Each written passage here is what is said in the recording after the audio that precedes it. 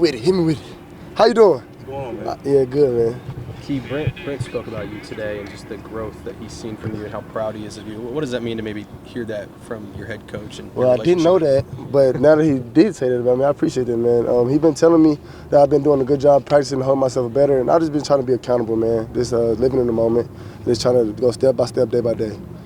I know you've talked about it all, all the familiarity, second year in the system, all that, but from a personal standpoint, how have you approached your job, quote unquote, differently as a day to day? You just got the will to learn, just be eager to learn, and just try to just capitalize on everything you can, just try to take it all in from everybody else, like different coaches, different positions.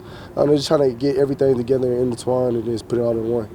That's how I try to do it. Brent talked about January when you came back Right. After the break. Things had changed for you. What happened during the break, and kind of did you explore like portal and things like that, or? No, it was just my mindset, man. Like, I found myself last year just always getting down on myself just because questioning things that I can't control. Yeah. So I just try to control the controllables. I know it's cliche to sound, but cliche to say, but I definitely just try to live in the moment, like I keep saying, because it's just you just gotta have an attitude of gratitude, and I had to learn that the hard way, and they were just getting down on myself, and I had to pick myself up and understand I can't get down like that no more. How much fun have these last couple weeks? It's been real fun, man. Like, just seeing all my guys buying in, and we just trying to have fun on the football field because we got to be here anyway, so we may as well put the work in. Well, along those lines, Keith, maybe how much has there been a focus of just having fun on the field, or is that maybe happening naturally? It just comes with the preparation. Like, you understand, like, you're having a lot more fun when you know what you're doing. Yeah. It's not as fun when you have to worry about the assignment and alignments and stuff like that. So when you just understand what you're doing, you're capable of doing things, it just happens naturally. That was one of the things Coach Venables talked about today, was that this should be fun, like right. working hard, all that stuff should Exactly. be fun. How much does he maybe preach that to you? How much Especially after wins, because winning is hard. You know what I'm saying? No matter how it happens, no matter what it takes, just winning is definitely going to be a hard situation. So we're just trying to have fun living in the moment.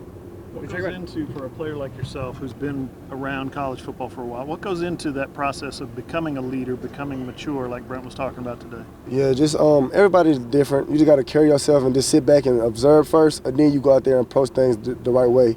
Like, for example, I have like Isaiah Cole. He's more of a loud guy, but he's quiet as well on the football field, and sometimes he can be loud. So you just approach him different than you would Danny Stutzman, who's always rowdy. You know what I'm saying? So it just be like, no offense to Danny, I know how Danny is, but well, yeah, so it's just different approach, and just sit back and observe first and before you go out there and just make a critique. Is that natural for you? For sure. I always wanted to be that leader, and I always wanted to have that pressure on me because it's just something that I was just naturally born with, I feel like. You talked about buy-in. Right. Brent mentioned buy-in earlier today in his press conference, and just how there's more of it this year than there was last year. Tangibly, for you guys in the locker room, what does that look like? People showing up hours early. Like, we have practice at about 4. I have guys that come up here at 11 o'clock and won't leave. So it's just stuff like that. Like, you just see people actually taking advantage of recovery rooms, taking advantage of the meals, like stuff like that. Like, it's second to none from last year to this year.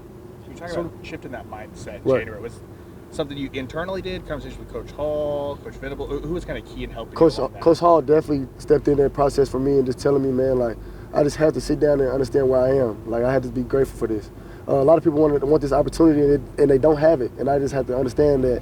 And Coach V as well, he was definitely a good mentor for me, man. Because this is the first coach I had twice, and this being here with him again and him believing in me definitely gave me the confidence that I needed, because there's just something that a coach and a player relationship that you would definitely want.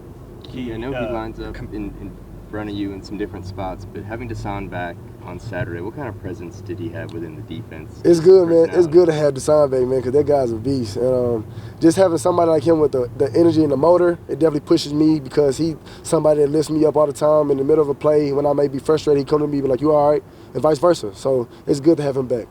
Key, a lot of talk about competitive depth going into the season. We've seen that sort of play itself out over these first 4 games.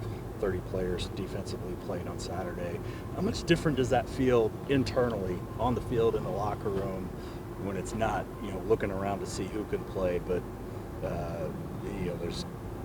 it's almost like trying to find enough reps for those guys to get in game action? Yeah, I don't really know how to answer that question, so I'm going to leave that to Coach V.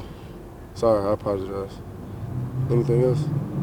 I appreciate you, man. Oh, go ahead. What are you looking forward to about playing Iowa State, getting back at home, another night game? Oh, man, I just want to play back in the Palace again. It's so fun being at night, especially just seeing the fans again. That's really all I miss, honestly.